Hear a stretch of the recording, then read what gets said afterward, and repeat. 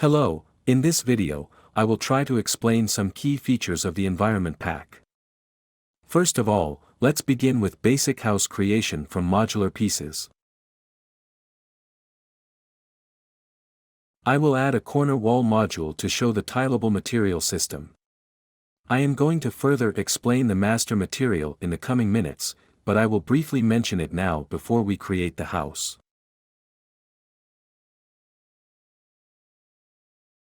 These edge damages are basically modeled and baked onto the corners. However, world-aligned material is used on the painted plaster walls. This is simply attained by lerping these two materials with an alpha mask. By using world-aligned texture, the walls can come together and form a whole building seamlessly.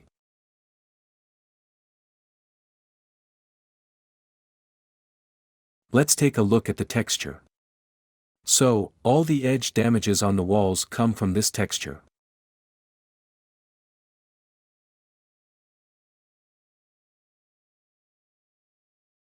We lerp edge damage textures and tileable wall textures by using this alpha mask packed in the base color map. Black areas in the alpha mask are simply wall textures. The walls are UV unwrapped onto the black areas. By using world-aligned tileable material, we can place modular walls freely, and create seamless joins between them. Now, let's create a simple house by placing some walls.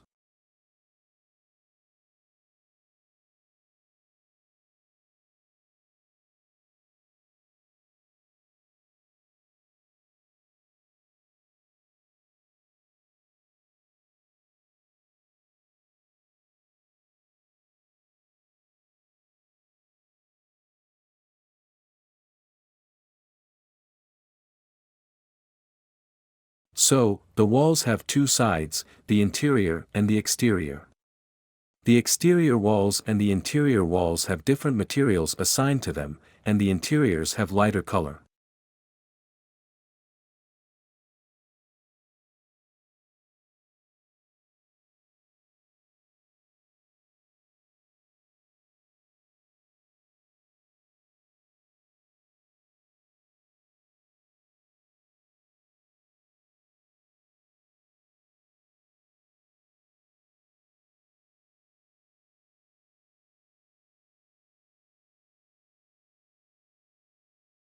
We have simply created some walls.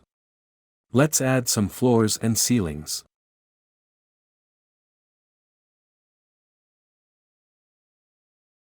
The floor meshes have both ground and ceiling parts.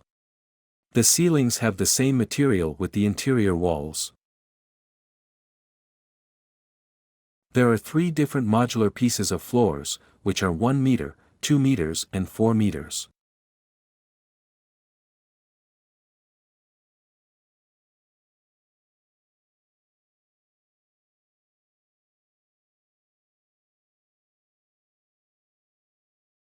There are 4 different types of floor tiles. You can simply change the meshes with the same sizes.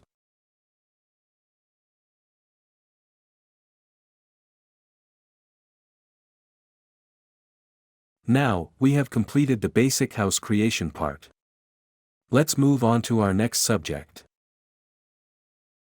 In this part of the video, I will talk about the vertex painting attributes of the buildings to create variation and extra damage. Mesh paint. Then, weights. The important part is, you need to change texture weight type to ARGB, for textures. Now we can paint our damaged textures. Texture 1 is the default wall plaster texture. Texture 2 is a dark variation of the default wall texture. Texture 3 is the bullet holes damage. And the last one, texture 4 is the last damage and variation texture. Weight painting each module separately will take forever. I will return some steps back. Now, I will select all the pieces, and merge the actors. This way, we can paint all the walls at the same time easily.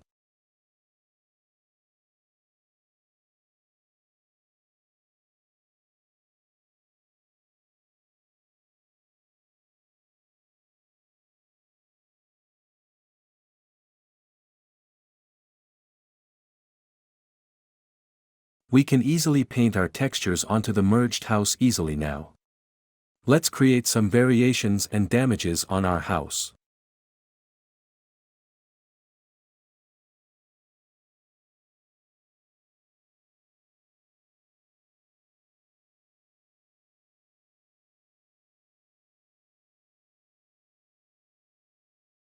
We need more vertices than usual since we use vertex painting material. But we can always solve it by using LODs. We painted our textures onto an actor in the level. So, in order LODs to work, we need to save the mesh again. We can simply merge the actor onto the same mesh that we already have had. Don't forget to enable Bake Vertex Data to Mesh option.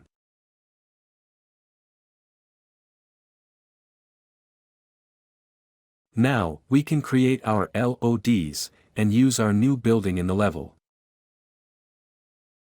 Let's move on with the world-aligned tileable material. In the first part of the video, I mentioned the edge damages, tileable wall material and the alpha channel basically. Now, let's take a look at the master material.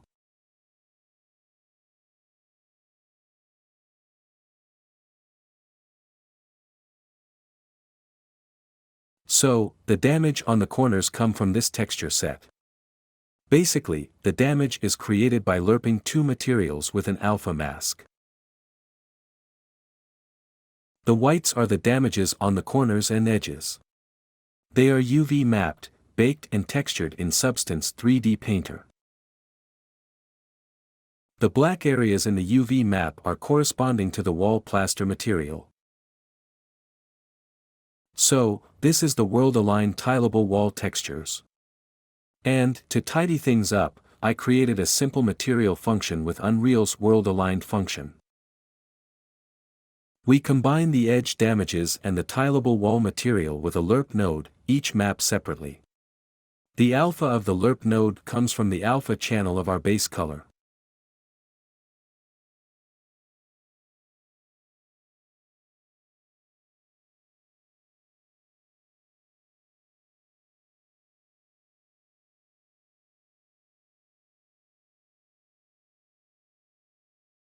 Let's move on to the colors of the plaster walls.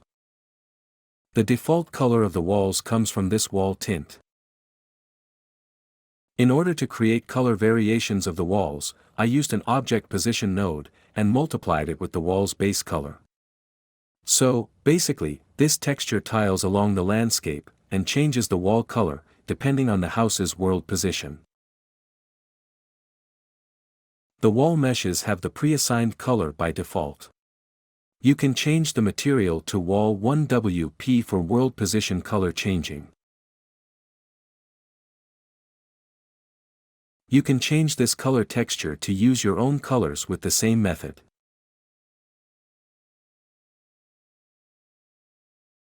Since all the walls are world aligned, we can freely change our wall material to different plaster types.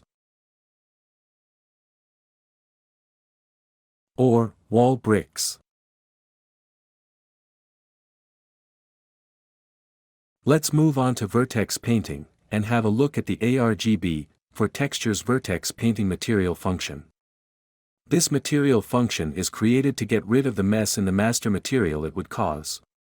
Here, we simply create a 4-texture material for vertex painting. We simply lerp base colors, normals, roughnesses, and occlusions. These are the texture sets that we were painting in the weight paint section. And the bottom inputs are for our default not vertex painted wall textures. We have to make sure that the texture weight type is set to ARGB for textures. We basically select the painting material from this drop-down menu.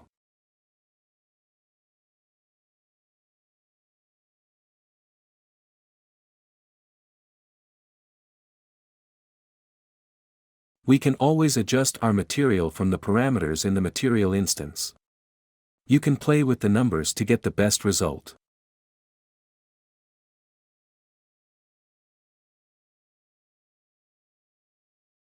There are two different world-aligned tileable master materials for walls.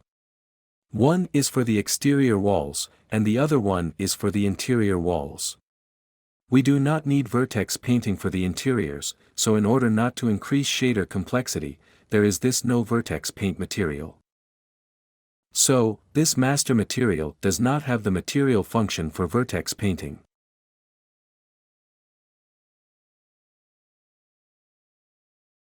And, this is simply our world-aligned tileable material with 4 texture vertex painting function.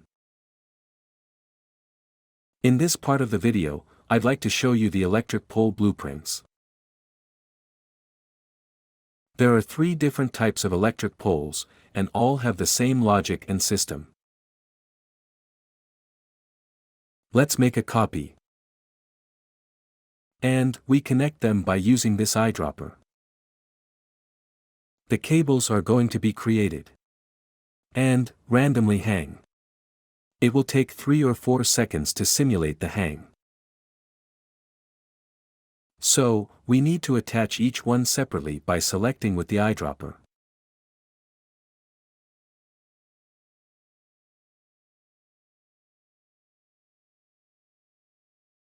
If you are not happy with the random hang, you can make it by hand.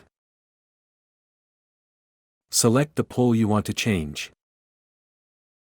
And, untick the Is Random Hang option. Now you can play with the sliders to change the hang of the cables manually.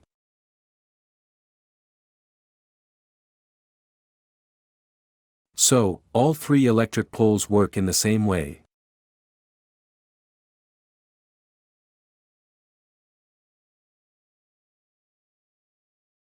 I created these electric pole blueprints from a great tutorial, and I will leave a link to it in the description. You can check it for more. And, that's all for this part. Let's move on to our virtual texture roads. The roads in the map are made with virtual textures. So before we begin, I should remind you that in order to be able to see the roads, you need to enable virtual texture support from the project settings. Settings. Project Settings. Type Virtual Textures to the Search tab. And, enable virtual texture support if it is disabled. If it is disabled, when you enable it, there will be pop-up here which says you need to restart the Unreal Engine project for virtual textures to take effect. It will take some time to compile shaders when you restart it. When it is open again, virtual textures will be ready to use. Now, let's go ahead and switch to landscape mode, and select splines. We create the spline road by pressing Ctrl and left-click. To adjust the road width, select the control points. And change half width to 360. Now, we select the segment. And press plus icon to add mesh for the road. We drag our road to the box. Now, the road is created within the spline. But we need to project it onto the landscape. For that, we select the segment again. And, add our virtual texture, which is the RVT color road material. We successfully projected our road onto the landscape. Now, let's create a road junction. Add control points onto the segment and divide it. Select the segment you want to create a junction, and change the spline mesh. Then, uncheck center horizontally and scale to width options. Adjust the scale manually. Then we create another spline mesh road, and repeat the same steps.